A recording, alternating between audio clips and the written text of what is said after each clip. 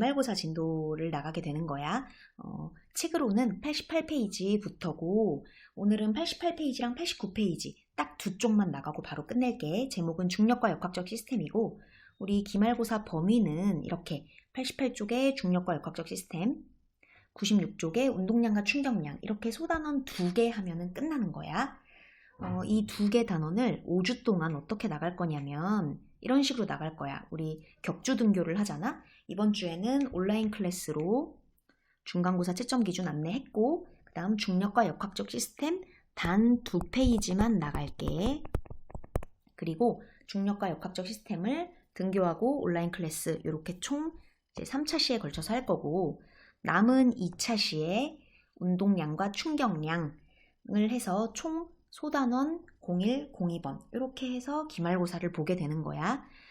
따로 질문하는 그 주간은 없고 매일매일 우리 중간고사와 기말고사의 텀이 굉장히 짧기 때문에 따로 질문 교실을 시간 정해놓고 받지는 않고 5주 동안 시험 통합과학 시험 보기 하루 전날만 빼고 카톡 질문 교실은 매일 항상 언제나 시간대 상관없이 새벽 4시여도 됩니다.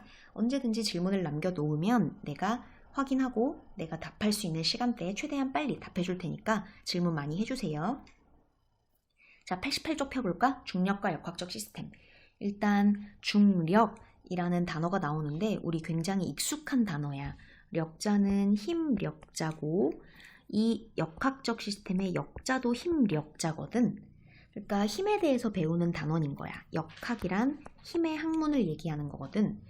여러 가지 힘 중에 중력을 집중적으로 배울 거고 그 중력으로 인해 나타나는 시스템에 대해서 배우는 그런 단원이거든. 근데 중력은 우리가 이미 익숙해. 지구가 무언가를 끌어당기는 힘이라고 알고 있는데 조금 더 체계적으로 배워보자. 여기부터가 이제 진짜 물리인 거고 애들이 물리를 어렵다고 선입견을 가지고 있는 이유는 일단 처음에 시작을 잘못해서 그래. 항상 물리는 물리량과 단위를 구별할 줄 알아야 되거든. 물리량과 단위. 물리량과 단위를 구별할 줄 알아야 해. 이게 똑같이 영문자 이니셜로 쓰기 때문에 애들이 많이 헷갈리는데 정확하게 이거부터 인지를 하고 넘어가야 돼. 이제부터는 내 전공이니까 여러 가지 필기를 좀 많이 할 거고 따로 필기 노트를 준비하거나 아니면 공책 옆에다가 교과서 옆에다가 꼼꼼히 필기를 하도록 합시다. 일단 물리라는 학문에서 자주 쓰이는 물리량들을 한번 한국말로 이렇게 써볼게. 질량, 힘, 가속도, 시간, 속력, 속도. 일단 이 6개만 알면 우리 이번 단원은 충분하거든. 한번 적어보자. 질량, 힘, 가속도, 시간, 속력, 속도. 어때? 쓰는데 시간이 오래 걸리지? 한국말로 써서 그래. 이런 걸 하나하나 다 물리량이라고 하는 거야. 물리에서 뭔가 의미를 가지는 어떤 량이라는 거지.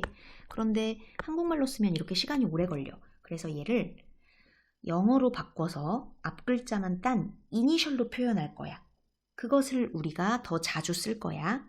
자, 질량. 영어로 뭘까? 영어를 외우란 말은 아닌데 질량은 MASS, 매스라고 하거든. 그래서 질량의 앞글자를 따서 M 이렇게 쓸 거야. 보통 이렇게 이탈릭체로 약간 기울여서 적어줘, 물리량은. 이제부터 나는 질량이라고 안 쓸 거야. M이라고 하면은 너희는 M, 이거 질량을 얘기하는 거지? 라고 인식하면 돼. 자, 이렇게 6가지의 물리량을 이니셜로 표현해 볼게. 힘은 영어로 뭘까? 힘은 force라고 해서 앞글자를 따서 대문자 F로 적을게. 이게 소문자 F로 적는지 대문자 F로 적는지도 약속이니까 외워야 한다. 질량은 소문자 M, 힘은 대문자 F야. 그 다음 가속도라는 물리량에 대해서 배울 건데 가속도가 뭔지는 조금 이따가 배울 거야. 일단 적어놔보자. 가속도가 뭐냐면 왜 우리 자동차에서 페달이 2개가 있거든? 브레이크 페달이 있고 또 하나는 뭐지? 옳지. 가속을 시켜주는 가속 페달이 있거든. 그래서 가속시키다 라는 그 영어 단어가 엑셀레이터, 보통 우리 악셀레이터라고 표현하기도 하지. 그래서 얘를 엑셀레이터의 앞글자 A를 따서 소문자 A로 적어. 가속도는. 이제부터 내가 A라고 적으면 이거를 가속도구나 라고 인식하면 되는 거야. 그 다음 시간은 time이라고 해서 t를 적는데 사실 이걸 시간이라고 하기가 뭐하다? 왜냐면 봐봐. 시각과 시간은 다른 거야. 시각은 1시, 2시, 3시 어느 한 지점을 얘기하는 거고 시간은 1시부터 2시 요 사이를 얘기하는 거 아니겠어? 뭐 2시부터 2시 반 요 사이. 시각과 시간은 다른 거야. 그런데 사실 영어에서 시각도 what time is it 할 때 time, 시간도 time 사실 똑같이 t를 적거든. 그래서 물리에서는 시각과 어느 한 점을 얘기하는 시각과 점과 어느 한 점 사이의 이 변화량인 시간을 정확하게 구별을 해. 그래서 우리가 t라고 적으면 우리는 시각이고 시간은 t라고 적지 않아.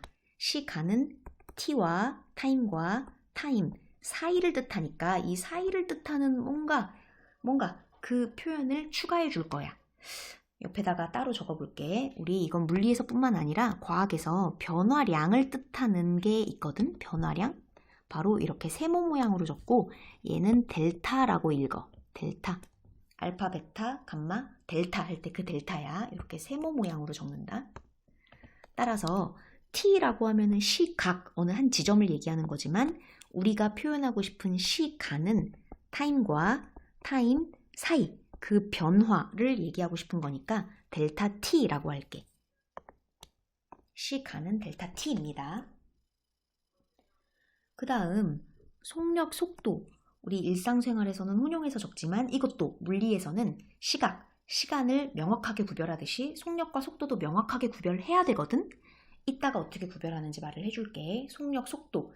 얘는 소문자 V를 적어. 둘 다 소문자 V를 적어. 왜 V를 적냐면 너희 속도가 영어로 뭐라고 하는 줄 아니? 벨로시티야. 벨로시티. 그래서 앞글자인 V를 따서 V 소문자로 적어. 그래서 너희 왜 차 중에 벨로스터라는 차 아니? 벨로스터?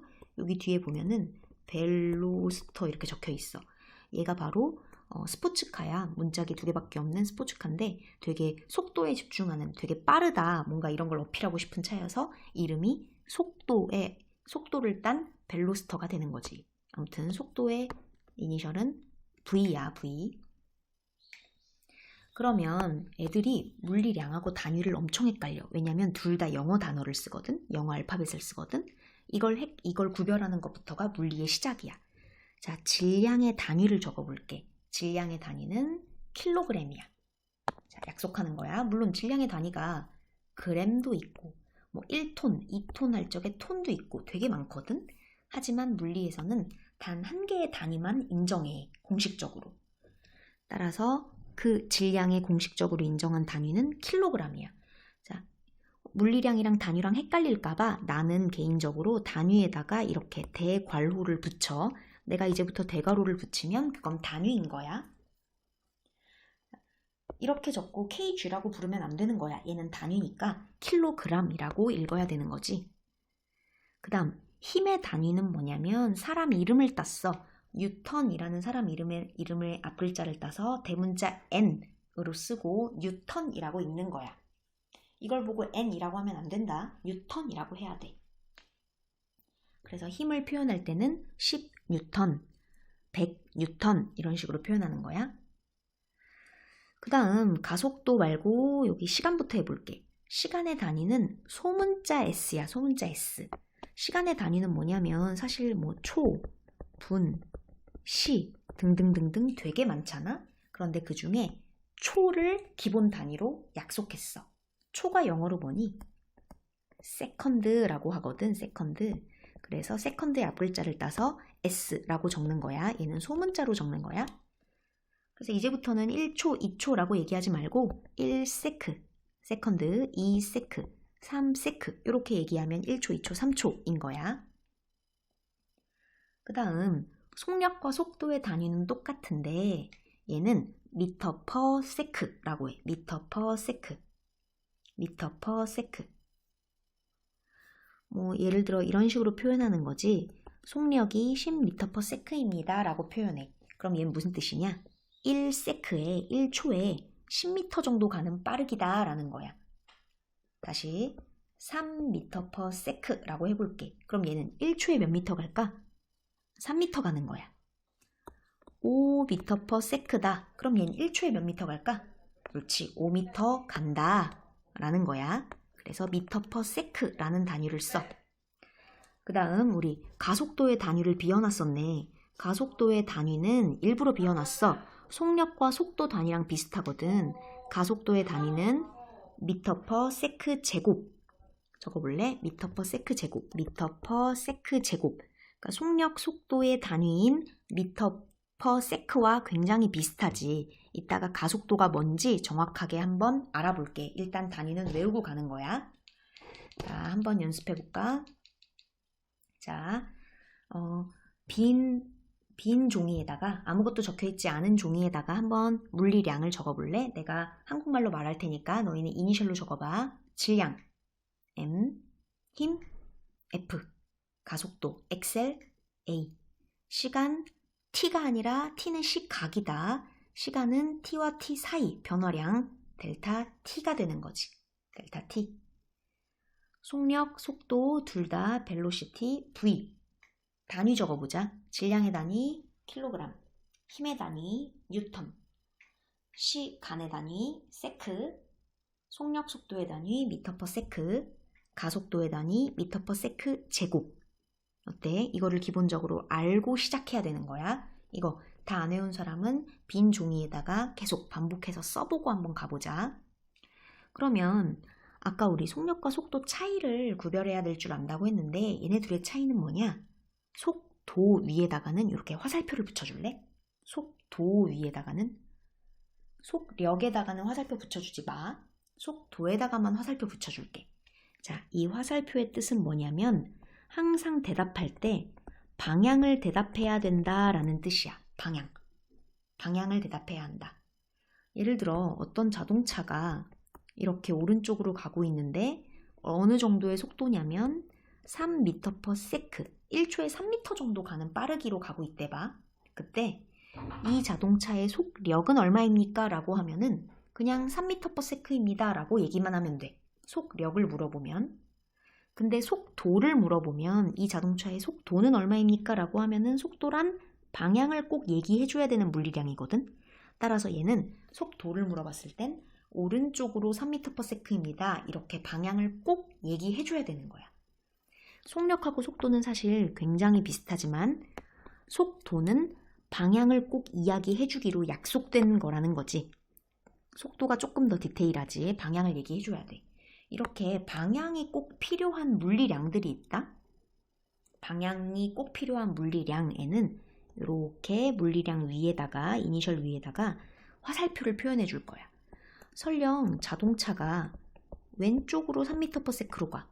그러면은 얘 속력은 얼마야? 그냥 3m/s라고 대답하면 돼. 속도는 얼마야? 왼쪽으로 3m/s 이렇게 대답해야 되는 거야. 얘가 설령 왼쪽으로 간다고 해서 속도에다가 이렇게 왼쪽으로 화살표를 하는 짓은 하지 않아. 무조건 오른쪽으로 화살표를 하고 이 오른쪽으로 화살표를 한 것의 뜻은 방향을 대답해 주세요 라는 뜻이야. 이런 식으로 방향을 꼭 대답해야 되는 물리량이 있어. 이거를 부호로 표현하거든. 부호로. 예를 들어 속도가 플러스 3m/s입니다 라고 얘기하면 오른쪽으로 3m/s다 라는 뜻이야. 마이너스 10m/s다. 얘는 어디로 움직이고 있는 걸까? 옳지. 왼쪽으로 움직이고 있다는 거야. 그래서 속도라는 게 마이너스가 나와도 당황해하지 마. 속도는 원래 방향성을 표시해줘야 하는 아이고, 그래서 이 방향은 부호로 표시하거든. 보통 오른쪽을 플러스, 왼쪽을 마이너스로 표시하는 거지. 다음에 또 볼게. 이런 식으로 방향을 꼭 표시해줘야 되는 물리량이 요 중에 있다. 한번 추측해 볼래? 얘들아, 질량. 질량은 방향을 표시해야 될까? 너 이 질량은 물질의 고유한 특성이야. 3kg, 5kg 이런 건데 오른쪽으로 3kg 이런 말 들어본 적 있어? 위로 3kg 이런 거 들어본 적 없지? 질량은 방향이랑 상관없는 애야. 따라서 방향성을 표시하는 물리량이 아니야. 힘은 어떨까? 힘은 방향성을 표시해줘야 되는 애야. 예를 들면 오른쪽으로 10N, 왼쪽으로 10N, 뭔가 힘을 어디로 줬는지 그 방향에 따라서 물체 운동이 달라지거든. 그래서 이런 애들은 위에다가 화살표를 꼭 해줘야 돼. 그 다음 가속도. 얘가 어디로 엑셀을 밟았냐에 대한 거야. 따라서 어디로 밟았냐에 따라서 물체의 운동이 달라지므로 얘도 방향성을 꼭 표시해줘야 되는 물리량인 거지. 시간은 어떨까? 시간 1초, 2초, 3초. 이게 오른쪽으로 1초, 왼쪽으로 3초 이런 표현 들어본 적 없지? 시간은 방향과 무관한 물리량이기 때문에 위에 화살표를 붙이지 않는다.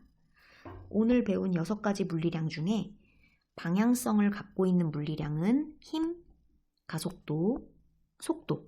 이게 바로 속력과 속도의 차이였지. 힘, 속도, 가속도만 방향성을 가진다. 자, 이거를 안 보고 쓸 수 있어야 돼. 물리량과 단위, 또 방향성을 갖고 있는 물리량이 뭔지 다 이해를 하고 외우고 넘어가야 한다. 자, 그러면 물리에서 가장 중요한 식을 배울 건데 뉴턴이라는 사람이 발견한 식이거든. 옆에다가 하나 적어주자. 바로 F는 ma. F와 A 위에는 방향성을 표시하는 화살표를 쓰는 거 잊지 말고 F는 ma. 물리에서 가장 중요한 식 하나를 뽑자라고 하면 사실 F는 ma. 이 식을 하나 뽑을 수 있겠다. 이 F는 force, 힘이잖아? 힘을 한문으로 하면은 력이야, 력. 어쩌고 어쩌고 력으로 끝나는 모든 힘은 여기 F에 넣을 수 있어. 예를 들어 우리가 지금 배울 중력. 중력을 구하고 싶어? 그럼 여기에 중력을 구하고 싶으면 질량에다가 가속도 곱하면 중력이 나와. 또 우리 무슨 력을 알고 있니? 뭐 마찰력이란 거 들어본 적 있니? 마찰력을 알고 싶으면 또 여기다 마찰력을 넣으면 질량 곱하기 가속도 하면 그것이 마찰력이 되는 거야. 그럼 또 마찰력 말고 다른 력 뭐 알고 있니? 뭐 전기력? 전기력을 구하고 싶어도 요 공식에 넣으면 정확하게 성립해. 또 자석이 붙고 떨어지는 자기력에 대해서도 알아보고 싶다? 그 자기력을 알아볼 때도 F는 ma의 공식을 쓰게 돼. 사실 물리는 이 F는 ma 공식으로 거의 다 해결된다고 보면 돼. 우리는 여러 가지 력 중에 중력에 대해서 공부할 거야. 뭐 질량은 물체의 고유한 특성이고 절대 변하지 않거든. 뭐 몇 킬로그램 이렇게 제시되는 거고, 사실 우리가 F는 ma 중에 F는 좀 익숙한 게 중력을 다른 말로 뭐라고 하냐면 무게라고 하거든. 무게. 똑같은 말이다. 중력과 무게 같은 말이라는 걸 필기해 놓자. 중력과 무게. 사실 무게도 우리 일상생활에서 중력이라는 말은 잘 사용하지 않더라도 똑같은 뜻인 무게라는 말은 많이 사용하잖아. 몸무게 아니면 물체 무게. 걔 얼마나 무겁니? 이런 식으로 표현을 많이 하잖아. 따라서 중력, 무게는 좀 익숙해.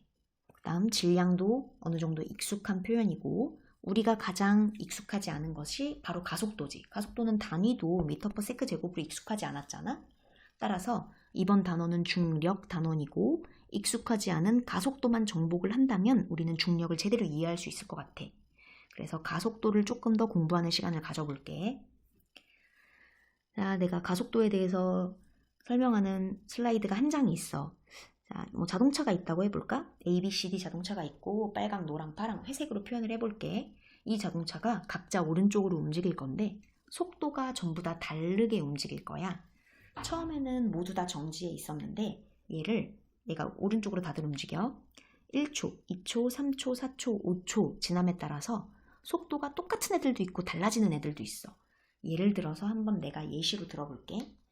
A라는 애는 1초, 1세크, 1초에도 10m/s, 2초, 3초, 4초, 5초에도 계속 속력이 똑같은 10m/s로 움직였다고 가정해볼게. B는 이런 식으로 움직였어. 10, 20, 30, 40, 50. 속력이 점점 어떻게 되니? 커지지. 가속이 되고 있는 거야. 엑셀을 막 밟았나 봐. C는 어떤 식으로 움직인 자동차냐면 10, 30, 50, 70, 90 m/s로 움직였다고 가정해보자.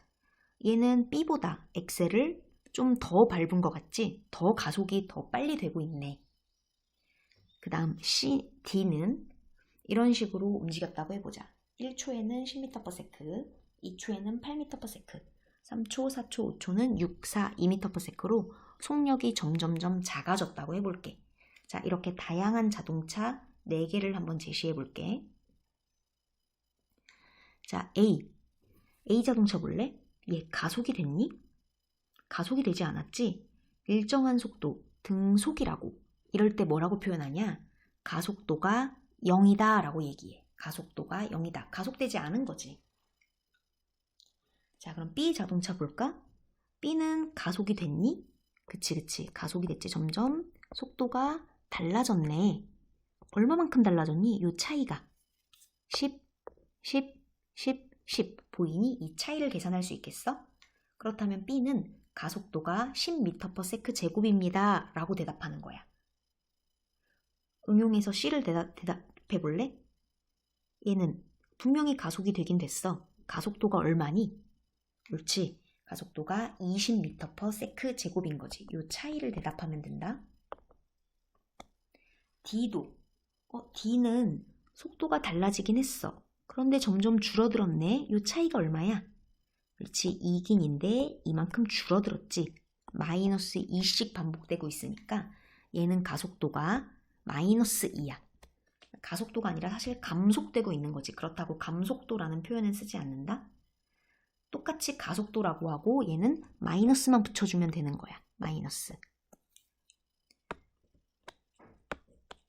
이렇게 네 가지 상황을 분석해봤고 이 네 가지 상황을 부르는 물리에서의 용어가 있어. A 같은 경우에는 속력, 속도가 일정하잖아? 그래서 얘를 무슨 운동이라고 부르냐면 등속도 직선 운동이다 라고 얘기해. 여기서 등속도 직선 운동, 이 빨간 차의 운동이 등속도 직선 운동인데 사실 물리학 원까지 직선 운동밖에 안 나와. 그래서 직선 운동은 항상 직선 운동만 나오기 때문에 직선이라는 말은 생략해. 생략을 많이 해. 그 다음 이 도자도 많이 생략하는 편이야. 그래서 등속 운동이다 라고 얘기해도 같은 뜻이야. 그러면 B, C, D는 등속도 운동은 아니야. 속도가 계속 바뀌잖아? 속도는 바뀌지만 뭐가 일정하니? 그치? 가속도가 일정하지. 속도가 일정한 것을 같을 등자를 써서 등속도 운동이다 라고 했다면 가속도가 일정한 B, C, D를 뭐라고 부를까? 등가속도 직선 운동이다 라고 표현하면 되겠다. 가속도가 일정한 거지. B 자동차는 가속도가 10으로 일정하고 C는 20, D는 마이너스 2로 일정한 거지. 얘도 물리학 원까지만 해도 원까지는 직선 운동밖에 안 나오기 때문에 직선 운동이 너무 당연해서 통합과학에서는 직선이라는 말을 생략하기도 하고 이 도자를 생략하기도 해서 등가속 운동이다 라고 얘기해. 똑같은 뜻이야. 등가속도 직선 운동, 등가속 운동, 등가속도 운동 다 똑같은 뜻이다. 그렇다면 자 퀴즈를 내볼게. A, B, C, D 중에 누가 제일 빠르게 파이널선에 도착할까?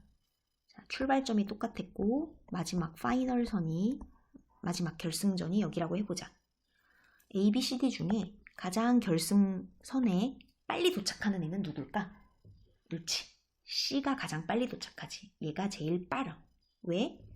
가속도가 빨라야 속도가 금방 높은 수준으로 도달하게 되고 그러면 목적지까지 굉장히 빠르게 도착할 수 있는 거야. 오케이? 가속도가 큰 것이 가장 빠르다. 기억해라. 가속도가 큰 것이 목적지에 빠르게 도달한다. 그 다음 B 운동을 한번 볼게. B 운동이 되게 의미가 있어. B는 가속도가 10으로 일정한 등가속도 직선 운동이었잖아. 그런데 이렇게 가로로 엑셀 페달을 밟아서 10, 20, 30, 40, 50으로 속도가 증가하는 등가속도 운동을 사실 자동차뿐만 아니라 지구가 이런 운동을 하거든. 지구의 가속도가 10m/s 제곱이야. 이게 오늘 우리가 배울 중력이라는 건데 한번 이 B라는 자동차의 운동을 한번 세로로 바꿔볼게. 지금은 가로로 움직이면서 속력이 증가하고 있는데 한번 세로로 바꿔볼게. 그게 바로 중력 가속도가 되는데 자 물체를 정지 상태에서 그냥 놨어. 그러면은 중력이라는 지구에 끌어당기는 힘을 받아서 지구의 중심 방향으로 떨어지게 될 거야. 근데 떨어질 때 속력을 관측해봤어. 1초, 2초, 3초, 4초의 속력을 관측해봤는데 1초 지나니까 얘 속력이 10m/s고 2초 지나니까 20, 3초 지나니까 30, 4초 지나니까 40이 되더란 말이지. 우리 이 패턴 어디서 보지 않았니? 옳지. 방금 전 슬라이드에서 10m/s 제곱의 가속도로 등 가속도 직선 운동을 하는 이 B 자동차와 똑같은 운동을 하고 있지. 방향만 바뀐 거지. 위에서 아래로 떨어지는 걸로 방향만 바뀐 거야. 그래서 가속도가 10인 등가속도 직선 운동이다 라고, 세로로 움직이는 것도 등가속도 직선 운동이다 라고 얘기할 수 있는 거고, 얘는 자동차가 엑셀을 밟아서 가속된 것이 아니라 지구가 저 핵 속에서 잡아당기고 있는 힘 때문에 점점 가속된 거거든. 그래서 이런 운동을 특별히 뭐라고 하냐? 자유낙하 운동이다 라고 해. 자유낙하 운동. 아까 우리 자동차 B의 운동을 자유낙하 운동이라고 하진 않아. 가속도가 10이라고 해서 무조건 자유낙하 운동이 아니라 중력을 받아서 위에서 아래로 떨어지는 운동만 자유낙하 운동이라고 하는 거야. 그런데 지구의 가속도를 중력 가속도라고 하고, 중력 가속도는 정확하게 항상 10 정도로 고정되어 있거든. 따라서 이렇게 10 정도로 고정되어 있는 중력 가속도를 특별히 G라고 하기로 했어. 우리 왜 중력이 영어로 gravity잖아? gravity의 앞글자를 따서 G라고 하기로 했어. 근데 이 G를 더 구체적으로 살펴보면 사실 10이 아니라 9.8 정도야. 9.8. 우리가 계산하기 쉽도록 10이라고 하는 경우가 많은데 사실은 구체적으로 정확하게는 9.8 정도야. 따라서 한번 9.8을 적용시켜 볼까? 물체가 속력이 10, 20, 30, 40 이런 식으로 커지는 것은 중력 가속도를 10이라고 가정했을 때고, 사실 구체적으로 얘기하면 9.8이니까 제대로 적어보자면 처음에는 정지 속력이 0이었다가 1초 지나면 9.8만큼 더해진 속력이 9.8m/s가 되는 거야. 9.8m/s의 뜻은 1초에 9.8m 정도 이동하는 빠르기다 라는 뜻이다. 그러면 2초 지나면 속력이 더 빨라지겠지? 여기에 9.8을 더하면 돼. 9.8에다 9.8 더하면 산수 19.6m/s. 3초 지나면 얘 분명히 더 빨라져 있을 거야. 얼마를 더해야 될까? 옳지. 9.8을 더하면 돼. 얘 숫자가 좀 거지 같지만 산수 할 수 있지. 더하면 29.4m/s가 되겠다. 그 다음 또 1초가 지나서 4초 때가 되면 또 9.8 더해진 39.2m/s가 되겠다. 대략적으로 얘기하면 중력 가속도를 받아서 자유낙하하는 물체의 속력은 1초, 2초, 3초, 4초로 10, 20, 30, 40 이렇게 얘기해도 되지만 구체적으로 얘기하면은 이렇게 얘기하는 거지. 9.8, 19.6, 29.4, 39.2. 이 숫자는 외우는 게 아니야. 9.8 하나만 외우면 덧셈 해서 알아내는 거야. 그래서 우리가 위에서 떨어진 물체는 1초밖에 안 지나면 사실 속력이 얼마 되지 않아. 9.8밖에 안 된다고. 큰 속도로 쾅 하고 부딪히진 않는 거지. 그런데 얘가 떨어진 시간이 길어지면 길어질수록 4초, 5초, 10초까지 되면 점점 속도가 커져서 마지막에 부딪힐 때는 굉장히 큰 속도로 떨어지게 되거든. 이게 바로 자유낙하 운동의 특징이 되는 거야. 자, 우리 아까 뉴턴이 말한 물리에서 가장 중요한 공식 F는 ma가 있다고 했지? 그 중에 우리는 F, 여러 가지 힘 중에 중력에 대해서 배우는 거고, 중력은 가속도가 정해져 있어. 지구의 가속도는 얼마? G 또는 9.8. 그래서 이 가속도를 특별히 중력 가속도 G로 바꾸기로 하자. 원래 기본식은 F는 ma인데 중력에 대해서 배우는 단원이니까 우리 가속도 a 대신에 중력 가속도인 G 9.8을 넣기로 하자. 자, 그리고 중력 똑같은 뜻이 무게라고 했지. 무게. 그러면은 무게가 얼만지, 중력이 얼만지 한번 대답해 볼게. 자, 예를 들어 질량을 내가 질량을 내가 제시해 놨어.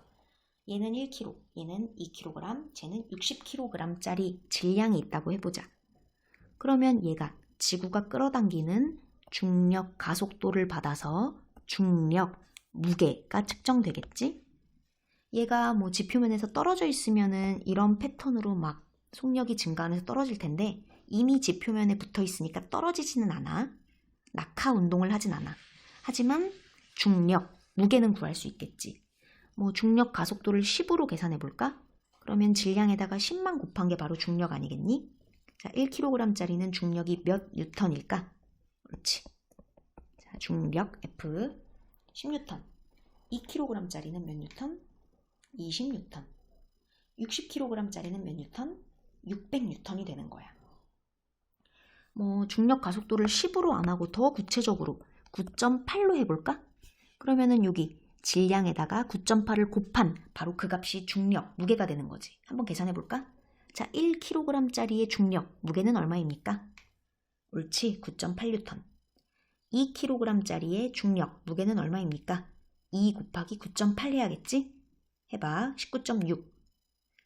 60kg짜리는 이 숫자가 좀 그렇지만 여기다가 60을 넣고 9.8을 곱하면 되겠지. 곱하면 내가 계산해 줄게. 588 뉴턴이 되는 거야. 괜찮니? 중력 가속도는 항상 10 또는 9.8이고 문제에서 뭐 10으로 계산해라 또는 9.8로 계산하라 라고 그때그때 주어지니까 이 수치를 외울 필요는 없다. 그때그때 산수로 계산해 주면 돼. 근데 애들이 가장 많이 헷갈리는 게 바로 질량이랑 무게랑 헷갈려. 질량은 단위가 뭐였지? 킬로그램이야. 뭐 예를 들어 60kg 뭐 이런 게 바로 질량인 거지. 근데 60kg짜리의 무게, 중력은 몇 뉴턴이라고? 600뉴턴 또는 588뉴턴이잖아? 근데 애들이 질량과 무게를 혼용해서 사용하는 일이 많아. 이게 우리가 일상생활에서 잘못 물리적인 내용을 잘못 얘기하고 있는데 뭐 예를 들어 우리 몸무게란 말 많이 쓰잖아. 너 몸무게 몇이야? 라고 물어보면 우리는 뭐라고 대답하냐면 나 60kg이야 이렇게 대답한다? 그럼 안 되는 거야. 질량 몇이야? 라고 물어볼 때 60kg이라고 대답해야지. 너 몸 무게가 얼마야? 라고 하면 뭐라고 해야 돼? 나의 질량에다가 중력 가속도 10이나 9.8을 곱한 나는 600뉴턴이야 라고 대답해야 되는 거야. 근데 우리는 질량이랑 무게랑 마치 동등한 것처럼 생각해서 너 몸무게 몇이야? 라고 하는데도 대답을 60kg이야 라고 질량으로 잘못 대답하고 있는 거야. 자, 우리가 뭘 오해하고 있는지 알겠니? 친구한테 오늘 물리를 못하는 친구한테 한번 물어봐. 너 몸무게 몇이야? 라고 하면은 걔 분명히 이런다? 나 60kg이야. 이러고 앉아있다니까? 60kg이라고 얘기하는 건 질량이야. 그럼 그 친구한테 너희가 이렇게 대답해줘야지. 친구야, 너는 질량이 60kg인 거고 중력 가속도는 10 또는 9.8이니까 그걸 곱해서 너의 몸무게는 600뉴턴이다 또는 너의 몸무게는 588뉴턴이야 라고 정정해 주도록 해. 우리가 일상생활에서 제일 잘못 이해하고 있는 거야. 이거를 헷갈려서 이 질량이랑 무게랑 똑같다고 생각하는 그런 애들이 있는데 우리는 절대 그러지 않기로 해. 자, 그 다음 내가 이거 그린 게 뭘까? 그래. 얘는 지구야, 지구. 지구를 조금 오버해서 그렸는데 사실 지구가 약간 이렇게 타원 모양으로 좀 이렇게 짜부된 느낌으로 있거든. 지구의 이 부분을 뭐라고 하냐면 중간 부분을 적도라고 해. 적도. 햇빛을 가장 많이 받아서 굉장히 뜨거운 적도 지방은 굉장히 더운 나라가 많지. 적도를 기준으로 이 위쪽의 반쪽짜리 구를 반구라고 하는데 반쪽짜리 구 적도 기준으로 위쪽을 북반구라고 하고 북쪽, 아래쪽을 남반구라고 해. 얘들아, 우리나라는 북반구에 있을까 남반구에 있을까? 우리나라는 북반구에 있어. 거의 모든 나라가 북반구에 있고 남반구에 있는 나라는 호주, 뭐 뉴질랜드 뭐 이 정도가 있다고 해. 북반구랑 남반구는 계절이 반대래. 우리가 겨울일 때 걔네는 여름이고 뭐 이렇대. 그런데 그거에 대해서 배우려는 게 아니라 어쨌건 가운데가 적도고 위쪽 아래쪽을 극이라고 하거든. 북반구에 있는 극을 북극, 남반구에 있는 극을 남극이라고 하는 거야. 그때 우리나라는 북반구에 있는데 북반구 어느 정도에 있는지 정확하게 얘기하고 싶어. 그래서 정확하게 얘기하기 위해서 사람들이 숫자로, 각도로 표현을 한다? 기준은 적도야. 기준을 적도라고 두고 얘를 0도다라고 얘기해. 0도. 우리 각도 얘기할 때 그 도 있지, 단위? 0도. 얘가 0도씨, 이거 온도를 나타내는 게 아니야. 각도야, 0도. 그럼 북극하고 남극은 이 적도랑 90도를 이루고 있기 때문에 북극, 남극 둘 다 90도야, 90도. 그렇다면 0도와 90도 사이의 각도들도 있잖아? 뭐 한번 내가 나눠봤어. 자, 적도랑 요만큼의 각도, 얘는 30도. 그 다음 적도랑 이만큼의 각도는 뭐 60도. 물론 이 사이의 각도도 있어. 우리나라는 북반구에 있고 37도 정도의 여기 코리아가 있다고 해. 37도. 37도 정도에 있다고 해. 그러니까 뭐 사실 요 사이에도 다 각도가 있다. 뭐 대략 30도, 60도라고 한 거야. 적도가 기준으로 그렇게 돌아가게 돼. 자, 그럼 내가 물어볼게. 얘들아, 북극에서 당기는 중력이 클까? 적도 지방에서 당기는 중력이 클까? 북쪽에서, 극지방에서, 북극이나 남극에서 당기는 중력이 훨씬 크다. 왜? 얘네가 지구가 이렇게 타원 모양, 약간 찌그러진 모양으로 돼 있어서 얘네는 이 지구 안에 있는 핵이랑 굉장히 극은 가깝거든. 그래서 얘는 중력이 어마어마하게 커. 그러면 뭐 37도 정도에 있는 우리 한국은 중력이 그것보다는 크지 않을 거고, 북극보다는 크지 않을 거고, 적도 지방에 있는 사람들은 지구의 핵과 굉장히 멀게 있기 때문에 중력을 조금 받아. 우리 중력이랑 똑같은 뜻이 무게라고 했잖아? 따라서 북극에서 무게를 재는 거랑 적도에서 무게를 재는 거는 사실 미세하지만 차이가 있긴 있어. 우리가 지금 몸무게를 재는 건 37도에 있는 코리아에서 몸무게를 재기 때문에 그렇게 나오는 거야. 내가 몸무게를 좀 줄이고 싶다. 몸무게 줄어든 수치를 얻고 싶다. 그럼 북극에 가야 돼? 적도지방에 가야 돼? 적도지방에 가야 되지. 얘는 지구의 중심인 핵과 굉장히 멀어서 중력이 약하거든. 하지만 뭐 아주 미세한 정도긴 해. 그리고 또 대답해 볼까? 어느 애는 1층에서 살아. 어느 애는 여기 1층에서 살아. 1층. 근데 어느 애는 거의 막 63빌딩에 살아. 막 여기. 어느 애는 63빌딩, 63층에 살아. 그러면 1층에 사는 애랑 63층에 사는 애랑 누가 더 중력을 많이 받을까? 옳지. 1층에 사는 애가 더 중력을 많이 받아. 왜? 지구의 핵과 더 가까우니까. 높은 곳에 올라가면 올라갈수록 지구의 핵과 멀어지니까 중력, 무게도 약해지는 거야. 우리 학교가 굉장히 높은 곳에 있잖아. 해방촌이라는 곳이 남산타워 바로 옆에 있을 정도로 거의 서울에서 되게 높은 곳에 있어. 보성여고에서 몸무게를 재면 거의 63빌딩에서 재는 것과 다름없이 지구의 핵과 굉장히 멀기 때문에 몸무게가 적게 나옵니다. 저쪽 내려가서 여기 해방촌이 아니라 저 이태원 저 내려가서 한참 내려가서 여기 바닥에서 재잖아? 아니면 땅을 뚫고 내려가서 재잖아?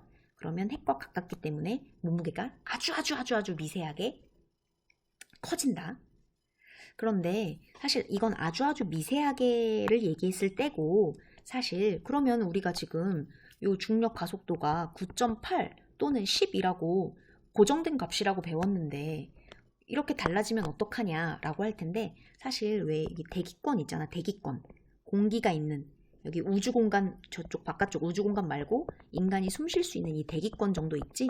대기권 내에서는 사실 중력 가속도가 9.8, 10으로 변함이 없어. 그래서 거의 대기권 내에서는 항상 중력은 일정하다. m 곱하기 g, m 곱하기 9.8로 일정하다라고 하자. 시험 문제 낼 때도 저기 우주공간에서의 중력이 얼마냐 묻지 않을 거야. 다 지구 공간, 대기권 이내에서만 물어볼 테니까 걱정하지 말자. 중력은 mg. 자, 여기까지 이제 사실 이론은 다 끝났고 우리 이제 한번 교과서를 보자. 너무 서론이 길었니? 근데 이 서론을 완벽하게 체계적으로 이해해야 88쪽, 89쪽을 이해할 수 있거든. 한번 볼게. 88쪽. 중력은 일상에서 항상 경험하는 힘이다. 당연하지. 지구 핵이 당기는 힘인데 우린 지구상에서 살고 있잖아.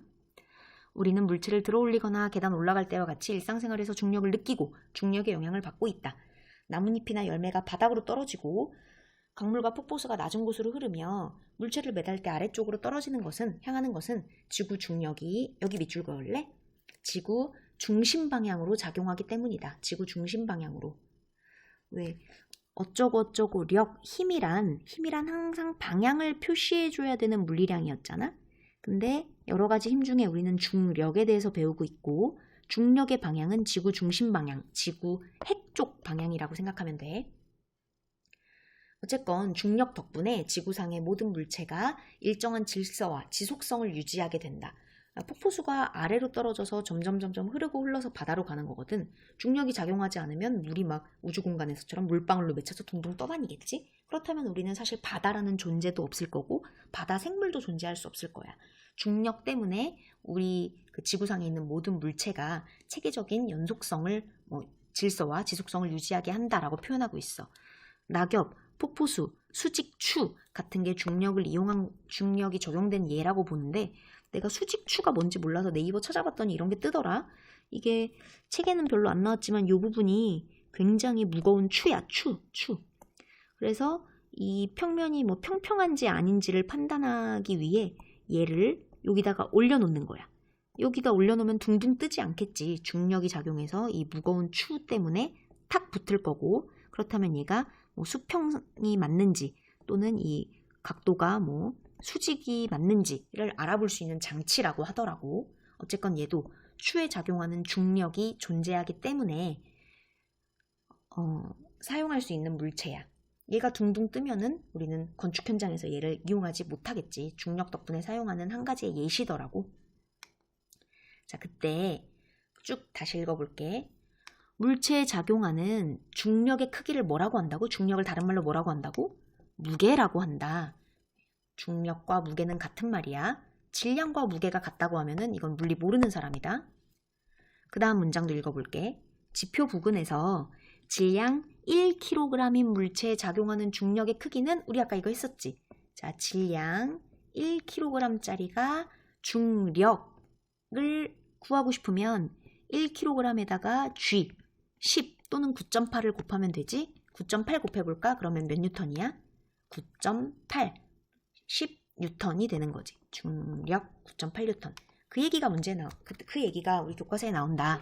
질량 1kg인 물체에 작용하는 중력의 크기는 9.8뉴턴이다. 뭔 말인지 이해되지? 그 다음 아까 우리가 지구가 약간 이렇게 좀 타원 모양으로 찌그러졌다고 했잖아. 그래서 북극은 가깝기 때문에 중력이 훨씬 크고 적도 지방은 멀기 때문에 중력이 아주 미세하지만 좀 작다고 했어. 그런 디테일한 얘기가 나오네. 일반적으로 중력은 극에서 적도 쪽으로 갈수록 중력이 작아진다. 또 1층 사는 사람이랑 63빌딩 사는 사람이랑 핵으로부터 떨어진 거리가 다르기 때문에 중력도 조금은 차이 난다고 했지. 지표면에서 높은 곳으로 올라갈수록 중력은 작아지게 돼 있지. 머니까. 자, 여기까지 하면 이해되니? 그 다음이 애들이 많이 궁금해하고 헷갈리는 부분인데 한번 밑줄 그어볼게. 인공위성과 달이 지구 주위를 돌고 있는 것은 인공위성과 달에 중력이 작용하기 때문이다. 밑줄 그어보자. 인공위성이나 달이나 어쨌건 지구 주변을 돌고 있어. 나는 인공위성이라고 안 하고 그냥 달만 얘기해볼게. 자, 달이 지구 주변을 돌고 있잖아. 달이 지구 주변을 도는 게 중력이 작용하기 때문이래. 뭔가 이상하지 않니? 중력이 작용하면 아까처럼 떨어져야지. 아까 우리 그 패턴 기억나? 10m/s, 20m/s, 30m/s, 40m/s 그 패턴으로 떨어져야 중력이 작용한다고 배우지 않았어? 그런데 안 떨어지고 뱅글뱅글 도는 것을 유지하는 것도 중력이 작용하기 때문이래. 뭔 개소리야? 이게 바로 뉴턴이 생각한 거야. 한번 뉴턴이 어떤 생각을 했나 볼게. 뉴턴이 옛날에 그 사과나무 밑에서 뭔가 깨달음을 얻었다. 이런 위인전을 어릴 때 읽어본 적이 있을 거야. 뉴턴이 어느 날 사과나무 밑에서 있는데 사과나무가 뚝 떨어지더래. 아니, 사과가 떨어지더래. 나무에서. 뚝 떨어진 사과가 여기 있네. 이걸 보고 중력이 작용하는구나. 내가 알고 있는 F는 ma라는 식에서 이 중력 가속도 A가 중력 가속도 G 또는 9.8 또는 10 적용이 되는 중력을 지구가 핵 속에서 적용시키고 있구나, 작용하고 있구나. 그래서 사과는 떨어지는구나. 그래, 이건 이해를 했어, 뉴턴도. 근데 뉴턴의 의문점은 여기부터야. 야, 지구가 사과는 끌어당겨서 떨어지는데 왜 저기 있는 달은 안 떨어지는 걸까? 지구가 달한테는 중력을 적용하지 않는 걸까? 이게 바로 뉴턴의 궁금증이었거든. 사과한테는 중력이라는 게 적용되고 왜 달한테는 적용되지 않을까? 이게 궁금함이었는데, 자, 뉴턴이 생각한 걸 말해줄게. 달한테도 중력이 적용이 돼, 결론부터 얘기하면. 그런데 왜 안 떨어져? 한번 영상을 보도록 할게. 이 사람이 공을 저쪽으로 던질 거야. 하지만 던지는 방향으로 쭉 나아가진 않아. 왜? 대기권 안에 있으면 중력이 작용하고 따라서 공은 아래로 떨어지게 될 거야. 그걸 한번 볼게. 이 공은 직선으로 하늘을 향해 날아갈 겁니다.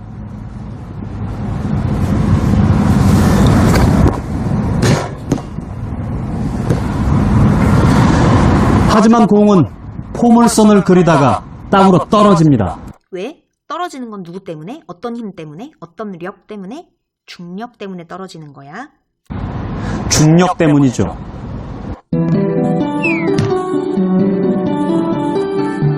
공을 3개 던져봐야 마찬가지입니다. 좀 더 멀리 가지만 결국 떨어집니다. 그런데 공이 땅에 안 떨어지게 할 수가 있습니다.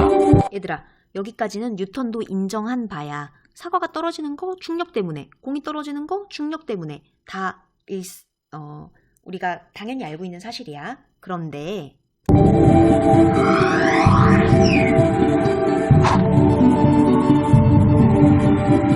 공이 닿기 직전에 땅을 내리면 됩니다.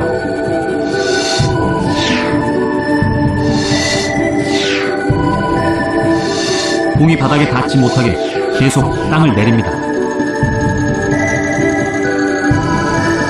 계속 땅을 내리게 되면 지구입니다. 이렇게 하면 공은 계속 지구 주변을 돕니다. 사실 공은 떨어지고 있는 거죠. 자, 내가 아까 뉴턴이 궁금한 사항을 얘기했었지. 사과는 땅에 쿵 부딪히면서 떨어진다. 그건 중력이 작용한 거 인정. 그런데 왜 달은 안 떨어지냐는 거지. 왜 달한테는 중력이 적용하지 않는 걸까? 아니야. 지금 이 지구 주변을 뱅글뱅글 돌고 있는 이 공을 한번 봐봐. 얘는 중력이 작용해서 떨어지고 있는 중인 거야. 그런데 떨어질 땅이 없는, 지구가 둥그렇기 때문에 떨어질 땅이 없어서 지금 떨어지고 있는 중인 거지, 중력이 작용하지 않는 거지. 다시, 중력이 작용하지 않는 게 아닌 거지. 중력이 적용되고 있는 거지.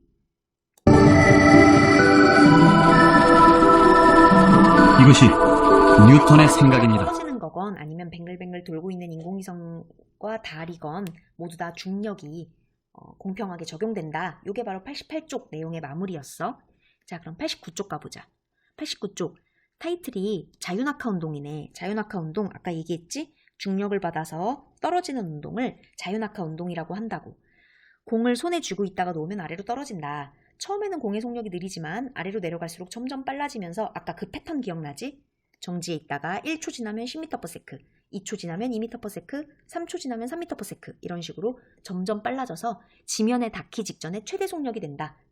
공기저항을 무시하면 공이 낙하할 때 공에 작용하는 힘은 중력뿐이고, 물체가 중력을 받아서 아래로 떨어지는 운동을 자유낙하 운동이라고 하는 거야. 그럴 때 요 패턴을 기억해. 중력 가속도를 10으로 하면은 10, 20, 30, 40. 중력 가속도를 더 구체적으로 9.8로 하면 9.8, 19.6, 29.4, 39.2 이렇게 되는 거지. 그럴 때 정말 이렇게 떨어지는지 궁금해서 갈릴레이가 피사의 사탑으로 올라가서 물체를 떨어뜨려 봤어. 그랬더니 이 패턴대로 나타나더래. 그런데 또 궁금한 게 뭐였냐면, 한번 무거운 애랑 가벼운 애를 동시에 떨어뜨려 봤거든? 사람들은 뭐라고 생각했냐? 무거운 애가 더 빨리 떨어질 거라고 생각했어. 그런데 신기하게 바닥에 동시에 도달하더래.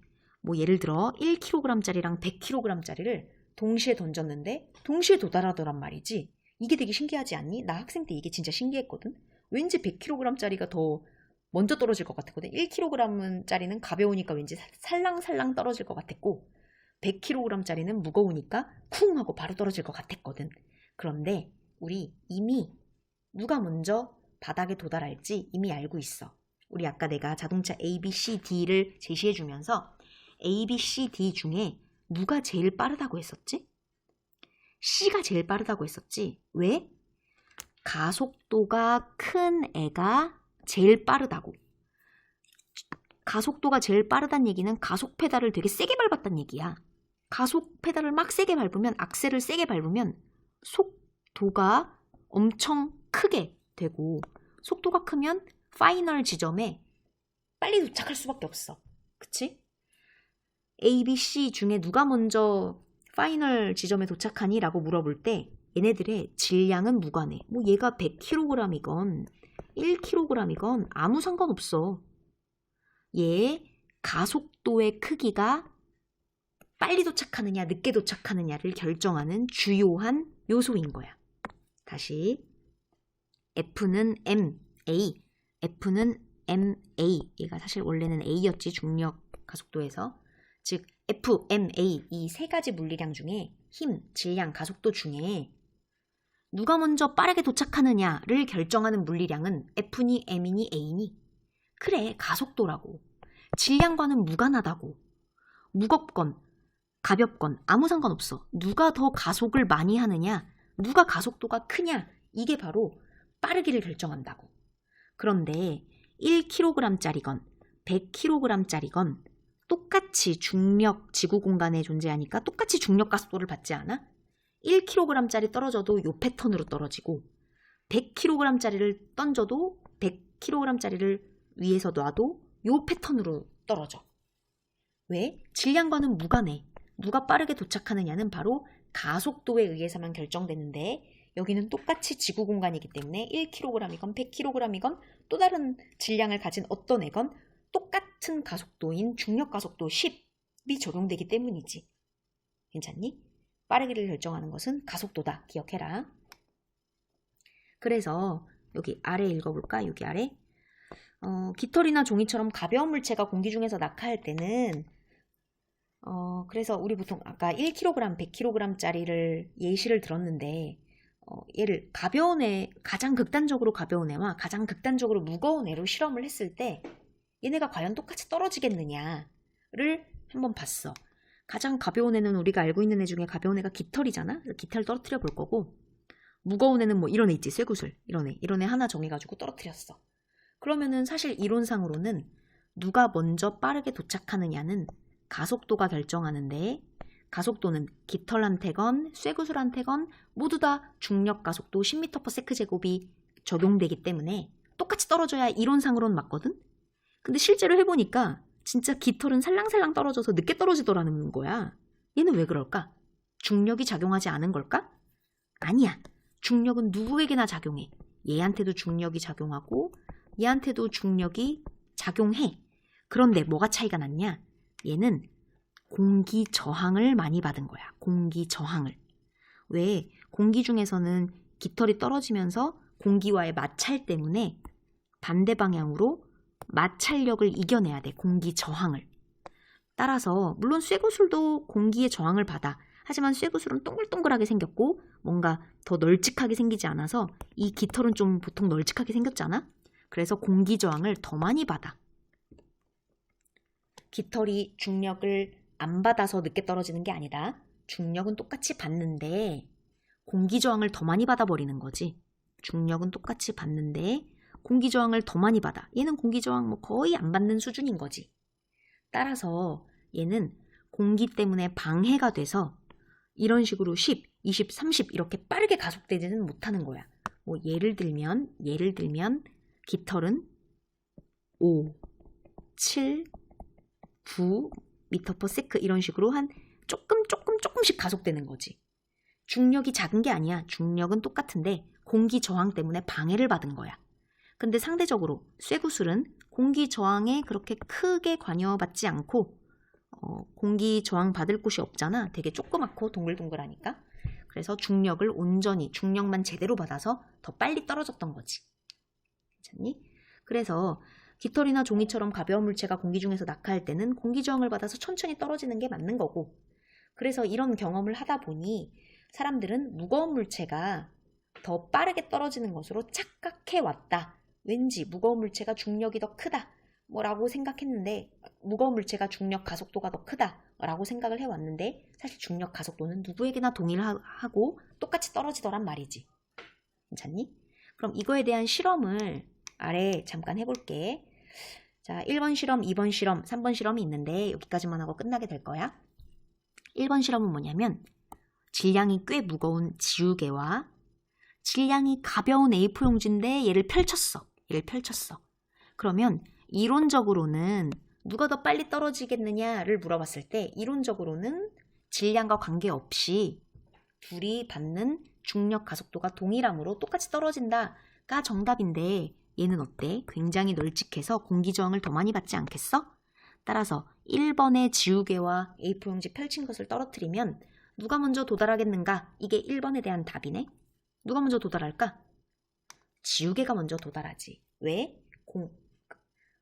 종이에 중력이 작용하지 않는 게 아니라 중력은 작용하는데 공기 저항을 너무 많이 받기 때문에 살랑살랑 떨어진다는 거지. 그렇다면 이번에는 공기 저항을 두 개가 비슷하게 받도록 2번 봐봐. 지우개는 똑같이 떨어뜨리고 아까 그 가벼운 종이를 뭉쳤어. 구겼어. 이렇다고 질량이 무거워지진 않아. 질량은 똑같이 가벼워. 그런데 아까보다는 공기 저항을 조금 덜 받지 않겠어? 그래서 지우개와 덩치를 비슷하게 만들어서 공기 저항도 비슷하게 받도록 한 거지. 그래서 동시에 떨어뜨려봐. 지금 너희 집에서 한번 떨어뜨려 볼래? 누가 먼저 바닥에 도달할까? 그치. 이때는 아마 동시에 도달하게 될 거야. 한번 해봐, 얘들아. 집에서 무거운 지우개와 종이를 구겨가지고 아주 가볍게, 종이 조금만 해가지고 구겨가지고 던져봐. 그러면 동시에 떨어질 거야. 그러면 여기 아래 과정 1과 2의 결과가 어떻게 다른가? 하나는 지우개가 먼저 떨어지고 하나는 동시에 떨어지지. 그 까닭을 공기의 저항과 관련지어 설명해보자. 적어볼게. 자, 1번 실험이 지우개와 종이의 공기 저항 차이가 굉장히 많이 난다. 종이가 공기 저항을 어마어마하게 많이 받기 때문에 제대로 된 중력 가속을 덜 받은 거지. 가속이 빨리 되지 못한 거지. 적자. 그 다음 또 3번에, 이건 좀 다른 실험인데 3번의 실험을 관측해 볼게. 수도꼭지를 열었어. 그리고 수돗물이 흘러내리는 모습을 관측해 보재. 물줄기가 아래로 떨어질 때 물줄기의 굵기가 어떻게 되느냐. 굵기가 어떻게 되는지 봤더니 오버해서 얘기하면 이런 식으로 가늘어지더란 말이지. 답을 적어볼게. 가늘어진다. 이것도 중력 가속도를 받아서 점점 속력이 빨라지는 것과 연관이 있거든. 얘를 잘 보면은 이쪽 위에서 시작한 물줄기는 속력이 별로 크지 않았을 거야. 물줄기가 처음에 나왔을 때는 별로 속력이 크지 않아. 처음에 그 패턴 있지? 0이었다가 10m/s였다가 그 다음에는 20m/s였다가 그 다음에는 30m/s가 되는 식으로 그 중력 가속도에 대한 중력 가속도가 10으로 일정한 자유낙하 운동, 등가속도 직선 운동을 할 거란 말이야. 그런데 이 세상에 액체는 굉장히 특이한 성질이 있다. 이거는 중력과 별개로 그냥 액체만의 특성이거든. 액체의 특성은 뭐냐면 똑같은 시간에 똑같은 부피를 뿜어내야 돼. 다시, 액체의 특성은 똑같은 시간에 똑같은 부피를 뿜어내는 굉장히 특이한 성질이 있어. 따라서 처음에 속력이 작을 때 요 정도의 물줄기가, 내가 물줄기를 좀 뚱뚱하게 표현했다. 요 정도 부피의 물줄기가 뿜어져 나왔대 봐. 그렇다면 얘가 아래로 떨어질수록 속력이 점점 빨라지잖아. 중력 가속을 받아서. 그럼 그 다음 물줄기는 이렇게 그리면 될까? 아니, 이렇게 그리면 안 돼. 아까 물의 액체의 특성을 얘기했지? 액체는 같은 시간 동안 같은 부피를 뿜어내는 성질이 있다고. 그런데 얘와 얘가 같은 부피니? 아니, 같은 부피가 아니지? 이러면은 말이 안 돼. 이건 자연 현상이 아니야. 이거는 액체의 특성이다. 이렇게 그리면 안 되고 같은 부피로 그려야 돼? 그러면 이렇게 그려야 되는 거지. 단면적이 줄어들 수밖에 없는 거야. 이 높이를 짧게 그리면 안 돼. 갈수록 점점 더 속력이 빨라지니까 점점 더 큰 길이를 그려야 되거든. 그러면 그 다음은 속력이 더 커져가지고 얘는 이만큼이나 이동하잖아? 따라서 얘도 같은 부피의 물줄기를 뿜어내는 걸 그림으로 그려보자면 단면적을 작게 그릴 수밖에 없는 거야. 첫 번째 원기둥과 두 번째 물줄기의 기둥의 부피와 세 번째 물줄기 기둥의 부피는 전부 다 동일해. 이게 바로 액체의 특이한 성질이야. 네? 그래서 액체의 특이한 성질도 한 몫을 하긴 하지만 중력 가속도 때문에 속력이 점점 빨라지니까 이런 현상이 일어나는 거거든. 자, 과정 3의 현상을 중력과 관련지어 설명해보자. 이거는 뭐 중력 가속도 때문에 점점 빨라진다만으로는 설명을 못해. 그치? 만약에 그냥 빨라지면 이렇게 그려도 되는 거야. 그냥 빨라지기만 하면 이렇게 단면적을 똑같이 그려도 되는 건데 이거는 물줄기의 특성, 액체의 특성과 같이 복합적으로 생각해야 된다. 일단 물줄기, 액체의 특성을 한번 적어볼까? 자, 괄호에다 적었다. 액체는 일정 시간에 일정한 부피가 흐르는 특이한 특성이 있다. 적어라. 액체는 일정 시간에 일정한 부피가 흐르는 특이한 특성이 있다. 액체는 일정 시간에 일정한 부피가 흐르는 특이한 특성이 있다. 너희 이거 이미 이 특성 몸으로 체득해봤을걸?